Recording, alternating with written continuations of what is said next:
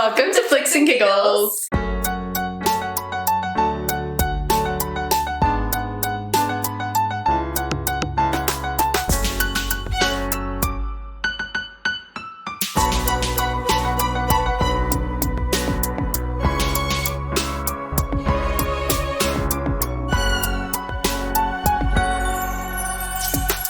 Today we're going to be talking about Past Lives. directed by Celine Song.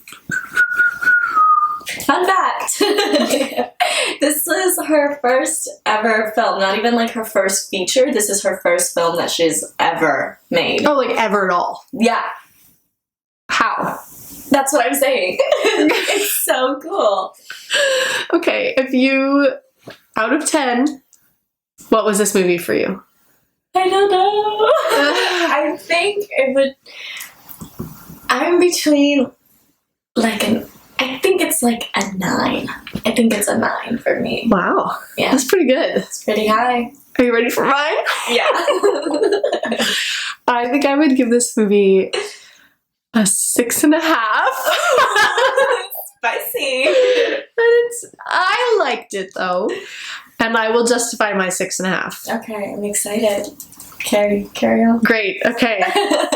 I'll start with what I liked Okay. because I don't want to just go into critiques right away.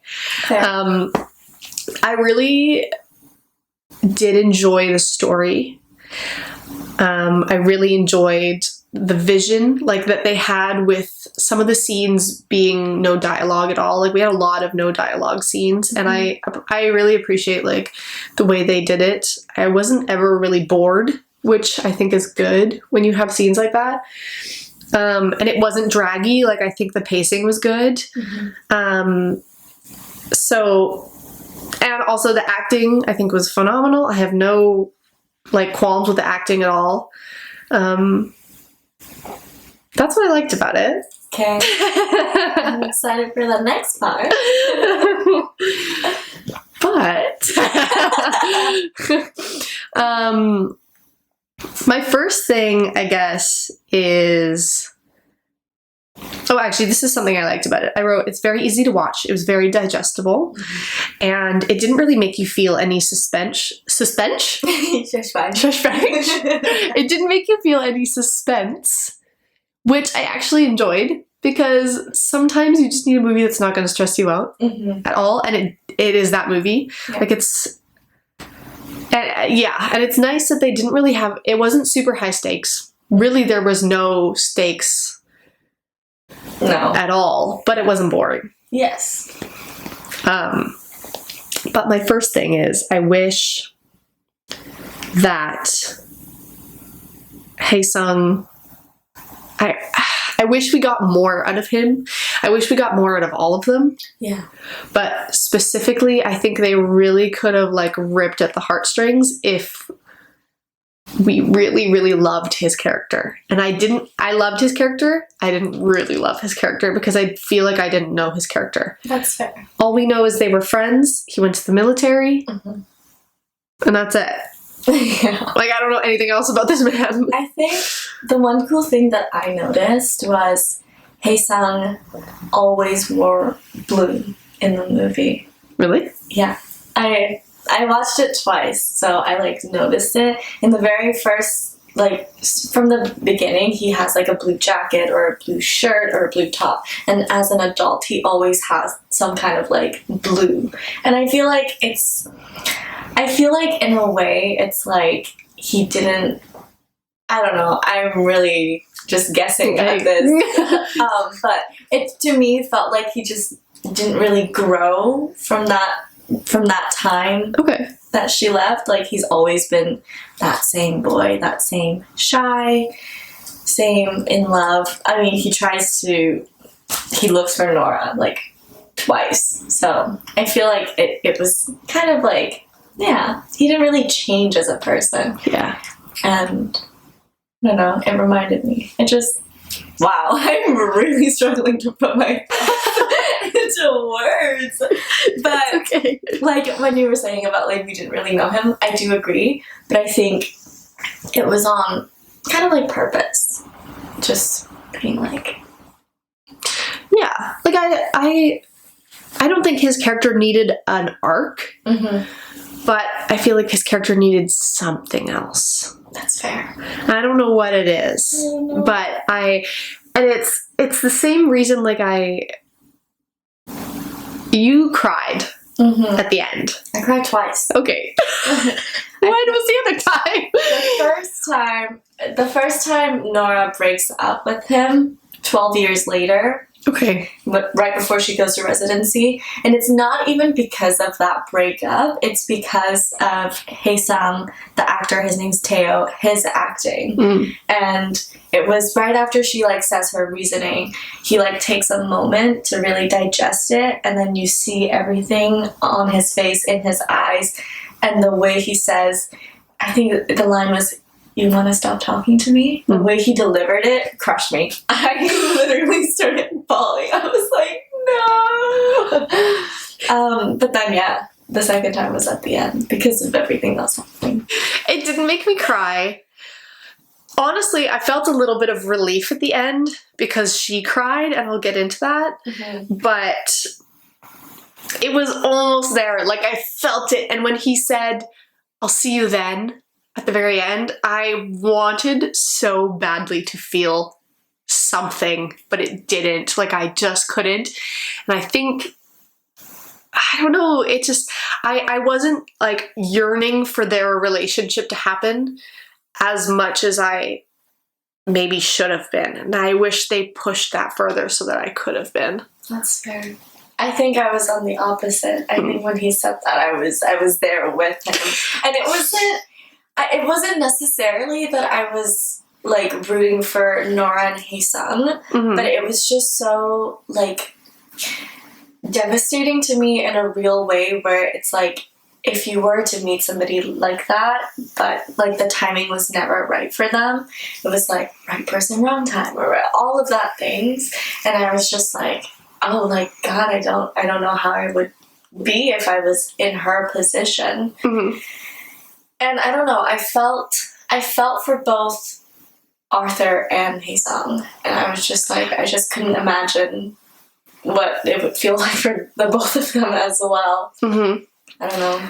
Well, I liked that moment that they had where Nora left. They're in the bar. And Hae-sung says, like, "We have Inyun too." I thought that was really sweet. Earlier, you were like, what do you think the message is? Yes. And honestly, just, I don't think this is, like, the overarching, like, message that they were trying to get across, but I think a good part of it is that, like, maybe you don't have, like, maybe there isn't the one, you know, and it's like, even when I was gonna bring this up, so I'm glad you brought this up. Great. Like, there, and not even in the way of, was it Hae-sung or was it Arthur, but even past that, when she is in bed with Arthur at their house is it in New York? I think. Yeah. And in their apartment, he says, what if I didn't show up to the residency that day and it was somebody else? With the same books that you've read. Yeah. Same everything. Would it still happen? And she was like, I don't know, how can I say? Yeah. And I think that was also pushing towards the fact that, like, Arthur wasn't the one and Hae-sung wasn't the one, and it was just, maybe there isn't the one, maybe, I don't know, maybe it is all timing, and it is just, there's multiple people out there that are good for you, and you can just, wherever you find love is where you're supposed to be. Yeah. I agree with that sentiment. Like, for me, I think that everyone has soulmates. I don't think it's like there's just one for everybody. And I think the person that becomes the one is the one that chooses each other. It's like you said, wherever you find love is where you're supposed to be. And I think that's where you decide to build each other and your relationship to get to the place where you are and they are the one for you. Yeah. Like, I don't think it's just like, I think for some people, they just know, they're like, you're my person, and that's beautiful. And I feel like you can still, like, feel that way about someone and have it completely be wrong and have the relationship like fall apart. Mm. And I think the one is just the person that you choose to love every single day and then that you build something with. And I think that's what her and Arthur did. So, like, I don't think he was the one for her in that sense, but I think they became the one for each other because they chose each other and they love each other. Yeah. Digesting. It's going down. Anyways, that whole conversation, I think it was the two conversations that happened between Nora and Arthur, starting from the bathroom when he was like, how was he? And then she was like, oh, he's so Korean. Yeah. Starting from there up until they were in bed talking, having that conversation of like, would it have been me?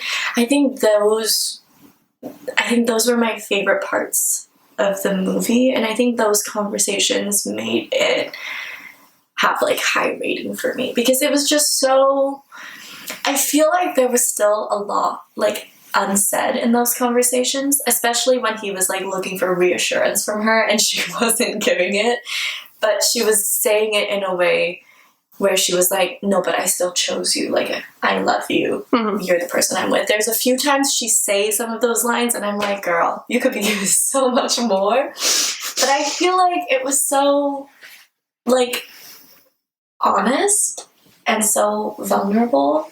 And I really liked that. I think a lot of the conversations, the dialogue in this movie felt like they were all telling each other how they were feeling. And the whole movie itself felt very atmospheric to me. So yeah, I really like the dialogue in that movie, and I think that's what made it have like a higher rating for me. Fair enough. I think I disagree. Yeah. I think not in that same section. Mm.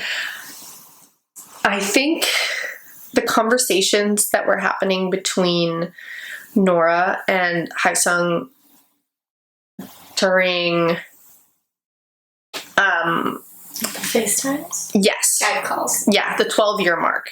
Maybe that's also part of the reason I just didn't feel attached to their relationship as much, because it wasn't really, nothing was making me feel like, ooh, like, you know, I think I spent the whole movie wanting something to really make me like have like little butterflies, or you wanted to fall in love with the relationship as they were falling in love with each other. Yeah. And some movies do a really good job of romanticizing all of that, and this movie didn't do that for their relationship. Yeah.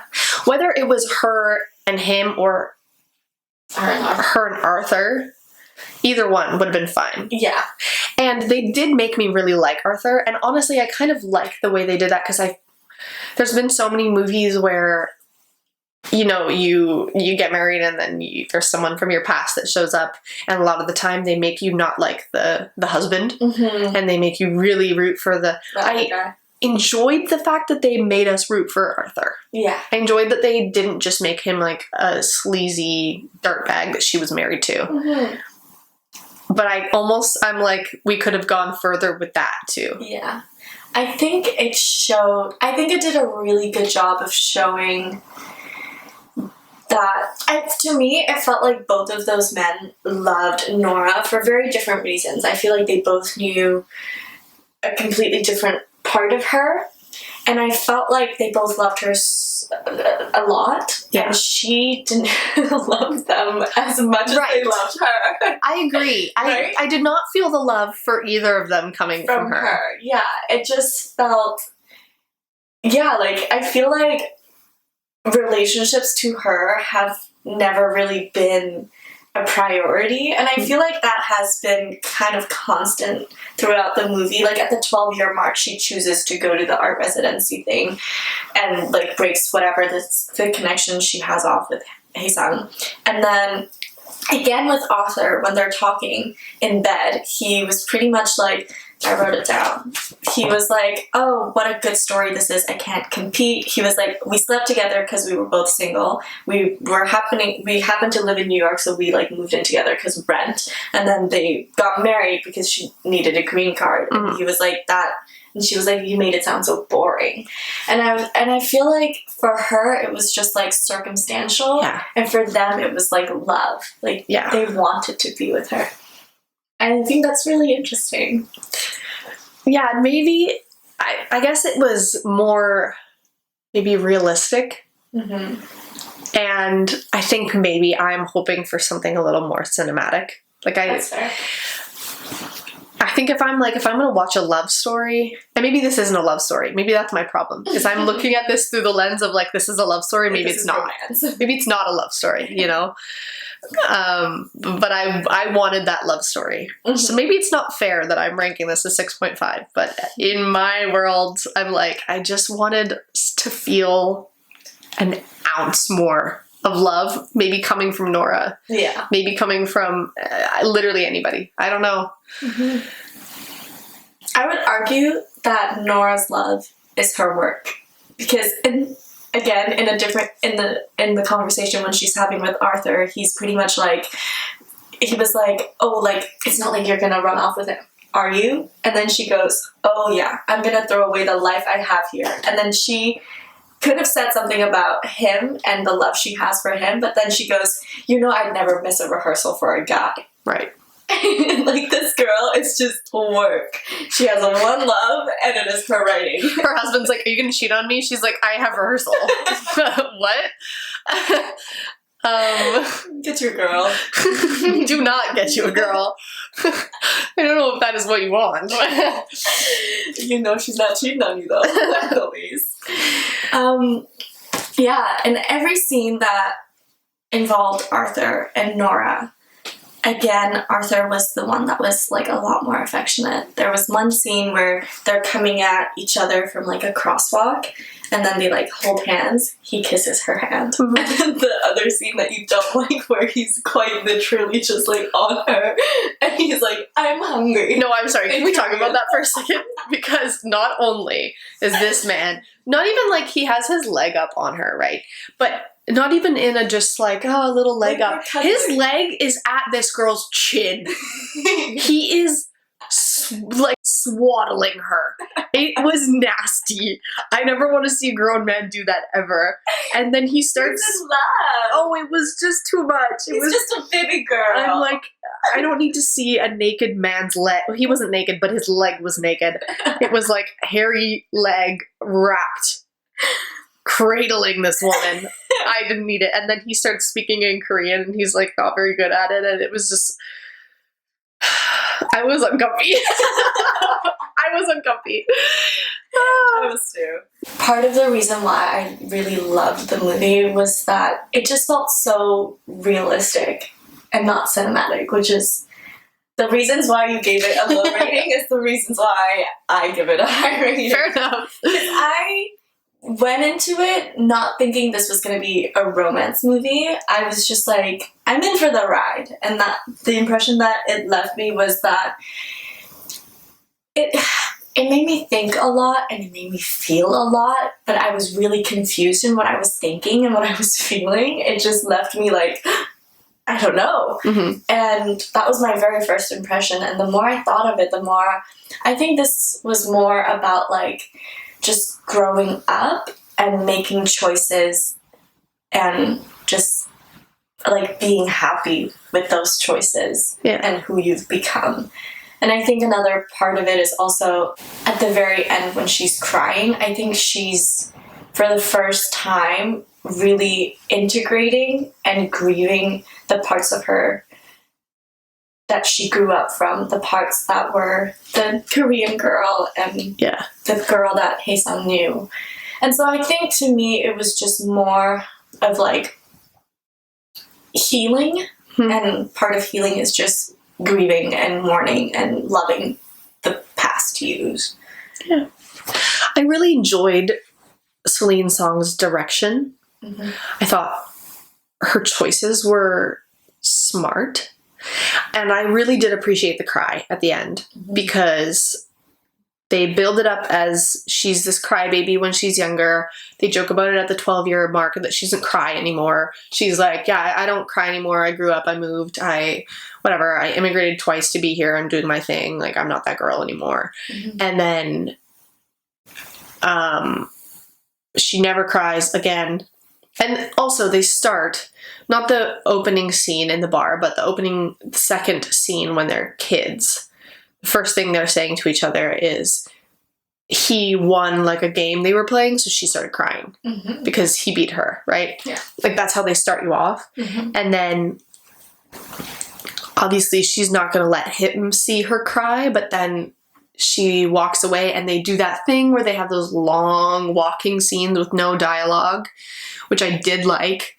And then finally she kind of lets it all go onto Arthur, and I really wanted that cry, and I'm so glad they gave us that cry. Yeah. I think that was, honestly, I think the ending of this movie was the best part of the movie for me, which I don't think you can say a lot, which is good.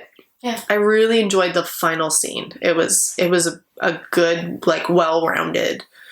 It gave us exactly what we wanted from them. Yeah, I think so too. And I think, just to add on to that, again, the scenes between Nora and Arthur really made an impression on me. Because in that same conversation, he said to her, he was like, oh, do you think he missed you? Like, his son missed you? And she goes, I think he missed the crybaby. That was me. Yeah. He goes, you were a crybaby? Like, he didn't know. And I like that he was the one to see that part of her. And I think it shows their relationship and their closeness, and how, I don't know, it felt to me like this was the right thing, because she finally lets it all go, and it's with Arthur, not with Hae-sung. Yeah. Yeah. Yeah. Let me see. What else do I have here? There's a few lines. I think I really liked the dialogue. I think even though sometimes it didn't feel like they were giving us, like, in depth, I also felt like some of the lines just, like, really hit hard. It broke me. And I think maybe it's, like, the delivery, like when Hae-sung is like, oh, you don't want to talk to me anymore. And then I really liked the line from Arthur. Both of these came from Arthur, where he said, one, you make my life so much bigger. And I think it really shows how much he loves Nora and how much she means to him. Yeah. And all she could say to that was, you too. Yeah. And then the line where he says, you dream in a language I can't understand. And I think that really shows where his insecurities were and why he was trying to learn Korean so much. And the same on that one. All she said to him was, oh, it's probably gibberish anyways. Yeah. She's kind of just pushing him off. Like, yeah. She was never really... You got an anxious attachment and yeah. an avoidant attachment. Yeah, she wasn't really reciprocating anything. No. And so many times, the first time I was watching it, my friend and I, we were both like, she's not reassuring him, like, at all. She's giving him nothing. Nothing. Absolutely nothing. Yeah. I think the movie just felt so realistic. Yeah. And I think part of it is Celine Song, the director, said this was actually an event that happened to her. Yeah. She was like in East Village at a bar, and she was translating between two men, her husband and her childhood friend. And she said that it was like she had to connect the parts of herself, and that was like for the first time, like meeting the whole of her. Mm-hmm. I think that's really sweet. She's still married to her husband? I think so. I'm pretty sure. Just wondering. I'm pretty sure. Just wondering. She also said in an interview that her and like the childhood friend are like actually like good friends now, and they still see each other. You know what I thought they were going to go more into, and they didn't, was that when she was like, oh, he's so Korean. Yeah. And then they kind of dropped it. That was it. And I was like, huh. I thought they were going to kind of run with the fact that he wasn't, like she said, he's so Korean. So many times. So many times. And then they go to the bar scene and she's really like leaning in on him and seems to be like so enamored with it. right. And I'm like, what? That's the most emotions we saw from her. Literally, I thought we were gonna run with the fact that like he is so Korean and she's now so American and they're like not, you know, melding together. But then they gave us the opposite of that.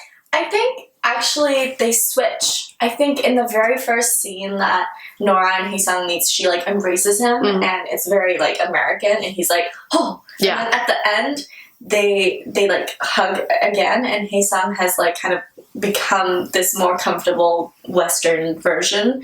But then when she's crying, she's just holding herself and she's not even like leaning on Arthur. He's like fully embracing her and I think they switched and I think at the very end she became very Korean. Interesting. Yeah. This is my take, could be wrong. No, I like it. I like it. But also, they really build that he's very Korean throughout the movie, though, I will say. Oh, yeah. Yeah, like, he's just so traditional. His family is so traditional. And we see that in the way his mom is, like, doing everything for the family, still living with the family. I mean, even when they pan down from the picture of their family on the wall and it's, like, mom, dad, and then him standing in the back, I was like, this is the most, like, Asian family photo I've ever seen in my life. Yeah, and then when he's talking about why he can't get married yet because he's like, I'm average, my job is average, all of that. He's like, I can't provide. I was like, that's so traditional. Yeah. And Nora was the complete opposite of that. Her family was progressive. An Eastern Asian family being like, you want to go on a date with him? As they're like kids. Never seen that before. And that was the most unrealistic part for me. I was like, what Asian mom is out here facilitating a date for like their 10-year-old daughter? I can't relate.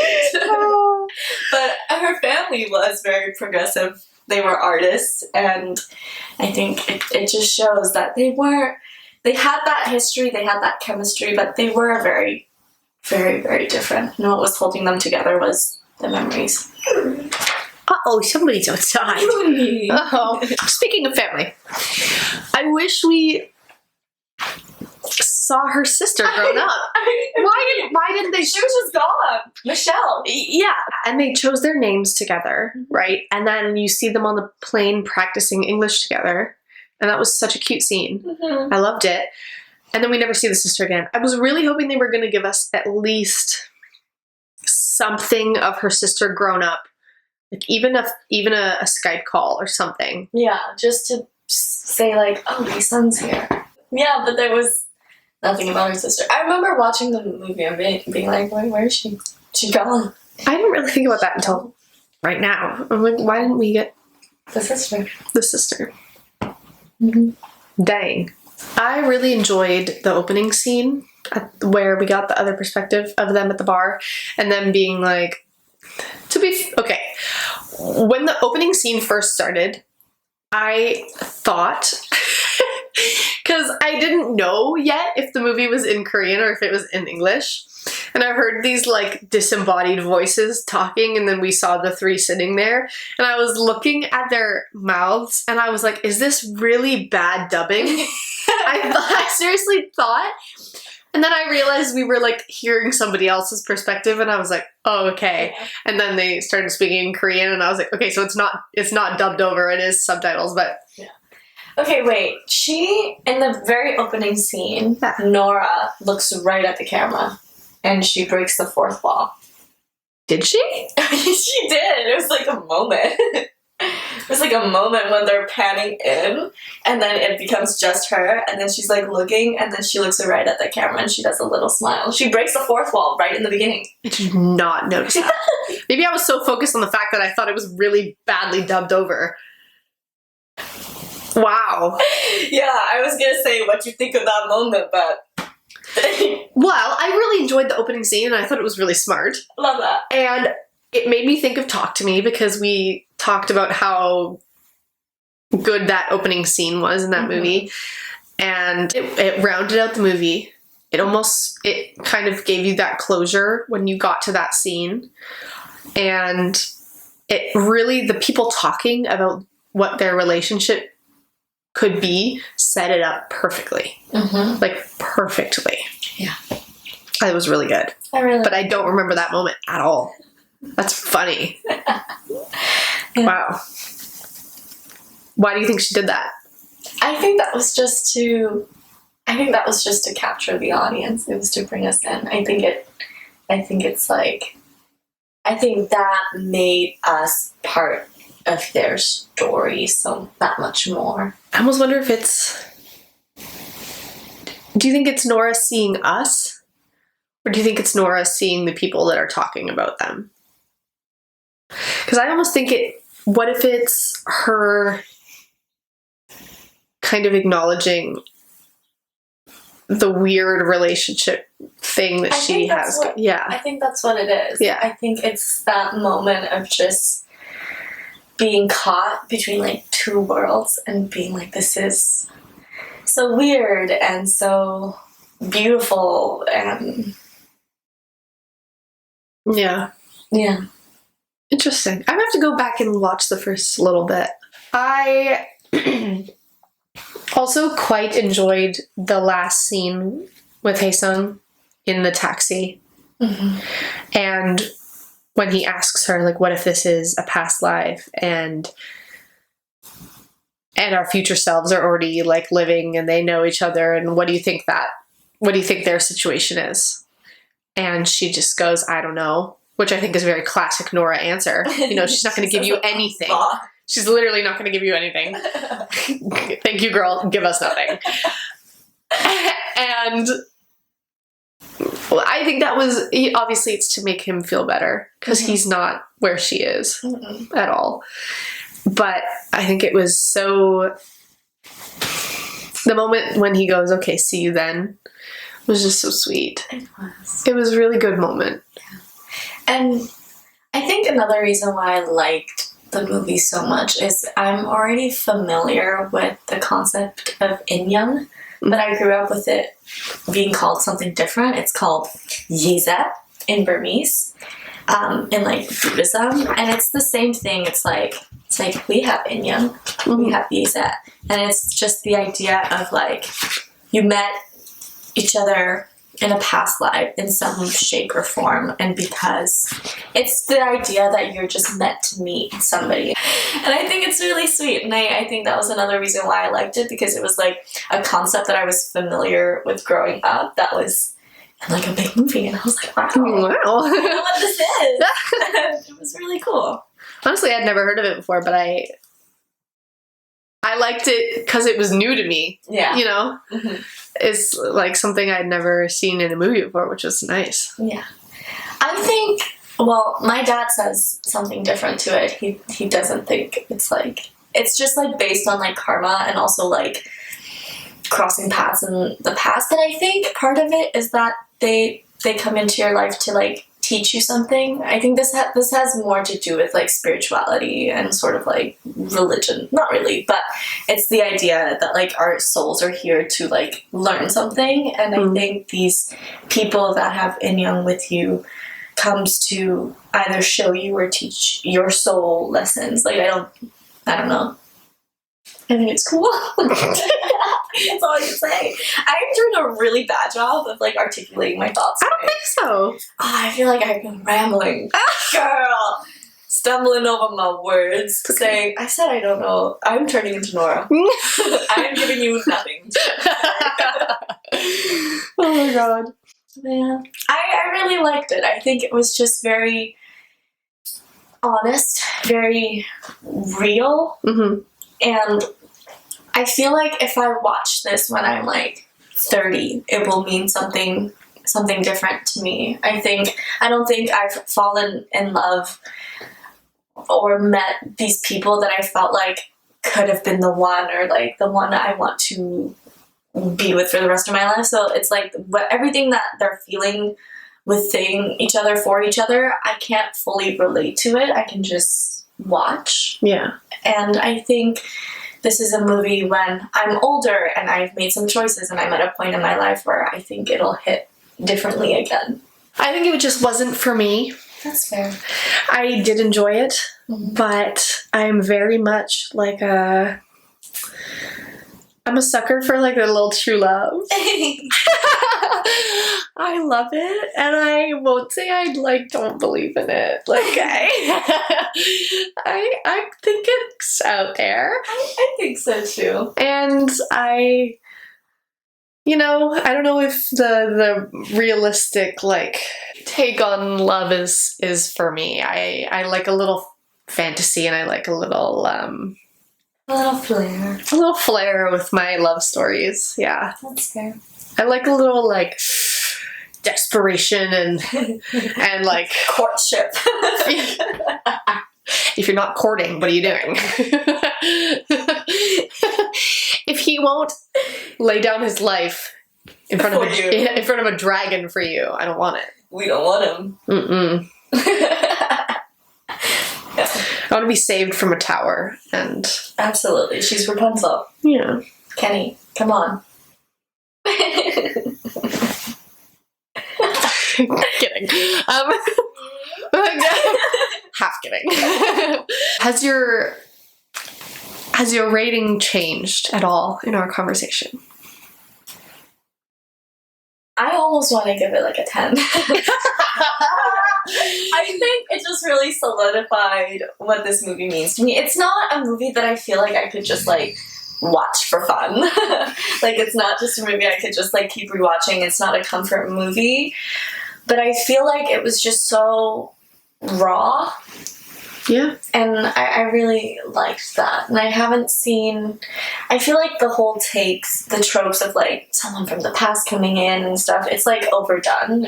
And I feel like this is just a completely new take on it. Yeah. And it's also something that actually happened to her. There's also a sadness in the fact that like Arthur asked Nora, he's like, are you happy like with your life here? And she's like, well, this is where I ended up. And it's just so sad. And it's like, I would never want that in my life. Damn, if your wife said that to you? Right. I think it was something along the lines of like, are you happy with your life? Like he was asking, and she's like, are you asking if you are the immigrant like dream? Yeah. Like my family. And then he's like, I guess. And she goes, well, like this is where I ended up. And I was like, damn. That's my thing, is I'm like, was she in love with either of them? Right? I don't know. I don't know. There's something to be said about, would you rather love or be loved? And I think she'd rather be loved. And that's what she has with Arthur. I'd rather have both. Yeah, absolutely.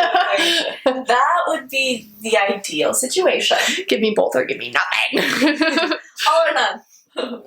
I agree. I mean, definitely this is not the type of relationship I would want. No. But I would want whoever I end up with to love me as much as Arthur loves Nora. There's a lot of trust and there's a lot of love and foundation that's in that relationship, and I think it's needed to make it work. But he trusted every moment of her meeting Hae-sung. Every single moment. Yeah.